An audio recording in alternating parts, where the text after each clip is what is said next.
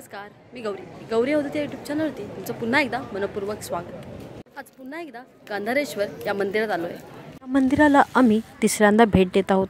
या मंदिराला भेट देण्यामागचे कारण आज आहे शाकंभरी पौर्णिमा। गांधारेश्वर तसेच बहिरी भवानी मंदिरात वर्षभर अनेक विविध प्रकारचे सण कार्यक्रम साजरे केले जातात, वेगवेगळ्या तिथी साजऱ्या केल्या जातात। तसेच आज आहे शाकंभरी पौर्णिमा, त्यामुळे तुम्ही पाहू शकता किती भाविकांची गर्दी आहे। भाविक खूप मोठ्या उत्साहाने उपस्थित राहतात। आज शाकंभरी पौर्णिमा, त्यामुळे या मंदिरात इतकी गर्दी आहे। शाकंभरी पौर्णिमा दरवर्षी इतक्याच उत्साहाने बहिरी भवानी मंदिरात साजरी केली जाते।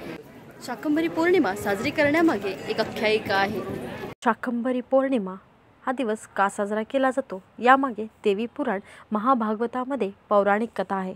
शाकंभरी देवी खऱ्या अर्थाने काळ्या अंधारात प्रकाश किरणांप्रमाणेच प्रकट झाली। कथेप्रमाणे प्राचीन काळी भीषण दुष्काळ पडला होता। वर्षानुवर्षे दुष्काळ काही केल्या संपेना, सृष्टी चैतन्यहीन झाली। देवऋषींनी आराधना करण्यास प्रारंभ केला। सर्व देवऋषी मानव आदिमाता यांची उपासना करू लागले आणि देवऋषी यांच्या उपासनेला अखेर यश आलं। दुष्काळाने होरपून निघालेला निसर्ग अखेर पुन्हा बहरला।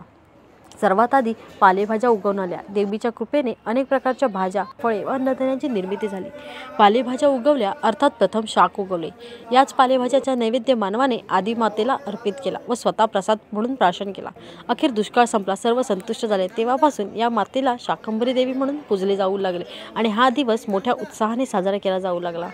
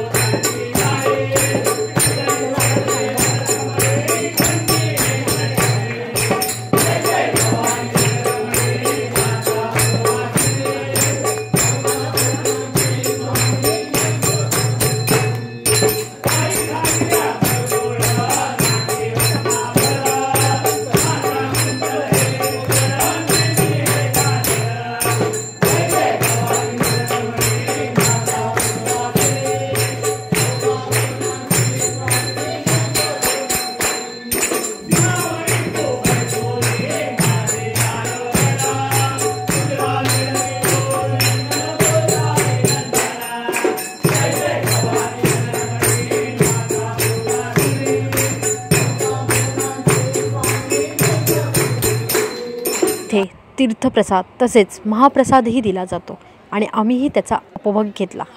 आमचा व्हिडिओ कसा वाटला नक्कीच कमेंटमधून सांगा आणि आमच्या चॅनलला सबस्क्राईब करा, लाईक करा, शेअर करा। थँक्यू, धन्यवाद।